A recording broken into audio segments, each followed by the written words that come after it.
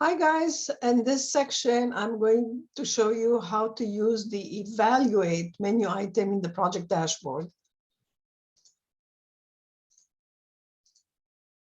Whenever you are assigned a project, many times your teacher will also give you a rubric that you need to view in order to see what are the requirements for this project and what are the things that you actually need to address in this project. So usually the teacher will add it to the project dashboard. Then to access the dashboard, you click on the three lines here.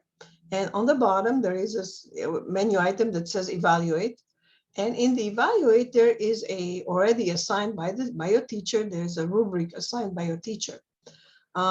You will not be able to add your own rubrics, but you will be able to access them. So once your teacher puts here a rubric, you will click on it, and that will open up a rubric, and you will be able to read what are the requirements for this project and what are the things that you actually need to address in order to get top scores.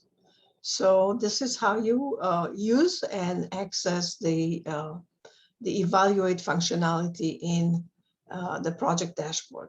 Thank you, and I'm going to see you in the next video.